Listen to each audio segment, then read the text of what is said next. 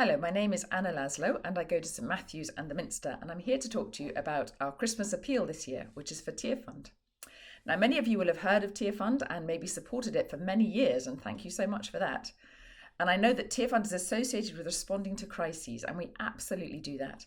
And I'm here to tell you about something else which we do and which we're increasingly focusing on, which is to support local churches to engage with their communities, to be salt and light, and to help their communities lift themselves out of poverty. It's a programme we call Church and Community Transformation. And as personally a professional with years of experience in international development, I have never, ever seen the results that we're seeing out of this. The outcomes blow all the figures that I've seen in all my years out of the water. And why should we be surprised? This is God working through his church. This is God doing what he has always planned to do, being salt and light, being light through the church into the communities around. What happens is that we work with the pastor and perhaps one or two members of the congregation to train them up in a series of Bible studies, which they then work through with the congregation.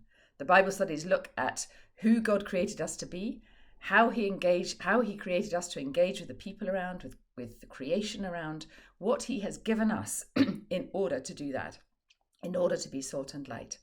And what we find is that during these Bible studies, which can take a few months to a couple of years, the church starts to go out into the community and to help them say, well, what are the problems we have? And what has God given us in order to address those problems? And then they start to engage with the community in addressing those problems. It could be there's a little bit of extra technical support which is needed, perhaps knowing how to build a well, knowing some better farming methods. But generally what we find is the community starts to fly. Perhaps a road will be built using local labour and local resources. It could be that people set up a self-help group where people put in a bit of money every week and then others can borrow from it in order perhaps to set up a small business, maybe buy a chicken and sell the eggs, maybe buy a sewing machine and sell the proceeds.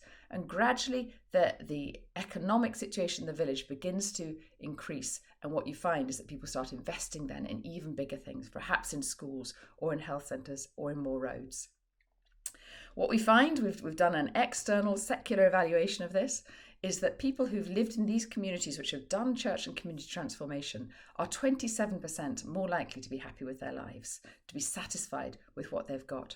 And when you look in that in more detail, it means things like 26% less likely to have missed out on food in the last year, or because of the costs to have missed out on school, 62% more likely to have invested in assets, and 9 out of 10 communities who've done this programme have invested in things like roads or schools or health centres.